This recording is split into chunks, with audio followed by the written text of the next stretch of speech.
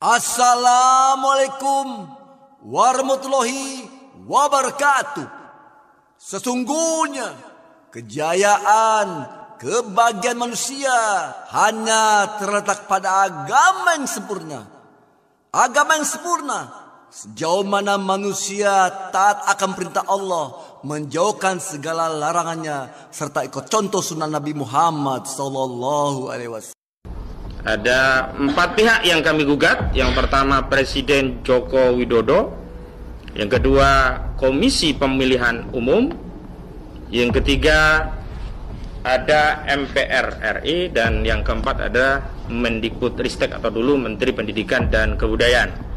Perihal gugatan apa? Yakni gugatan perbuatan melawan hukum berupa memberikan keterangan yang tidak benar dan atau memberikan dokumen palsu berupa ijazah, bukti kelulusan SD, SMP, SMA atas nama Joko Widodo dalam proses pemilihan presiden dan wakil presiden 2019-2024. Apa substansinya? Bahwa substansinya adalah ada syarat kelengkapan dalam pemilihan presiden dan wakil presiden yang diantaranya diatur dalam peraturan Komisi Pemilihan Umum Republik Indonesia.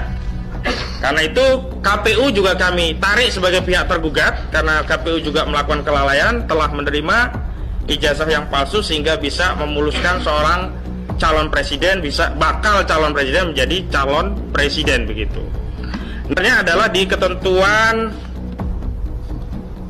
pasal 9 ayat 1 PKPU nomor 22 tahun 2018 yang ini berkaitan dengan syarat-syarat seorang presiden, khususnya di huruf R. Di sana dikatakan bahwa seorang calon presiden minimum itu adalah berpendidikan paling rendah tamat sekolah menengah atas, madrasah aliyah, sekolah menengah kejuruan, madrasah aliyah kejuruan, atau sekolah lain yang sederajat.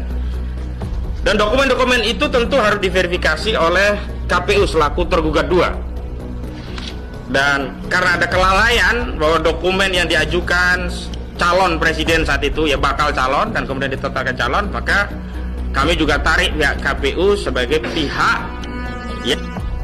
Dan dalam hal ini kita memberikan deskripsi atau kualifikasi ijazah yang tidak sesuai isinya atau ijazah yang palsu itu adalah perbuatan melawan hukum, baik membuat ijazah palsu atau menggunakan ijazah palsu, keduanya adalah perbuatan melawan hukum. Sehingga ketika menggunakan ijazah palsu dalam proses kontestasi pemilihan presiden dan wakil presiden di tahun 2019, maka itu terkategori perbuatan melawan hukum.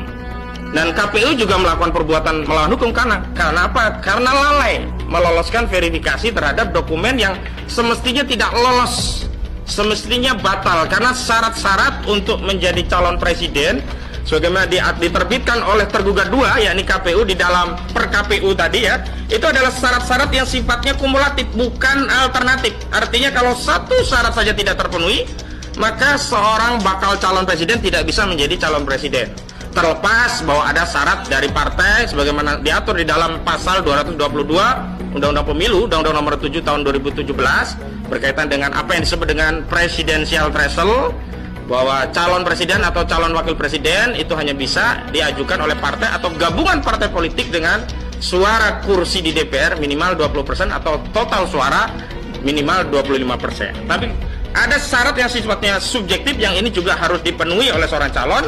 Ada di ketentuan pasal 9 ayat 1 peraturan KPU nomor 22 tahun 2018 dari huruf A sampai huruf R, ST sampai ST gitu. Dan huruf R tadi masalah pendidikan, makanya ijazah harus diperiksa oleh KPU. Ada syarat yang lain seperti bertakwa kepada Tuhan Yang Maha Esa, warga negara Indonesia sejak kelahirannya, suami atau istri calon presiden dan suami atau istri calon presiden adalah WNI, tidak pernah mengkhianati negara serta tidak pernah melakukan tindak pidana korupsi dan tindak pidana berat lainnya, mampu secara rohani dan jasmani untuk melaksanakan tugas dan kewajiban sebagai presiden dan wakil presiden, bertempat tinggal di wilayah negara Republik Indonesia, telah melaporkan kekayaan, tidak sedang memiliki tanggungan utang, dan seterusnya.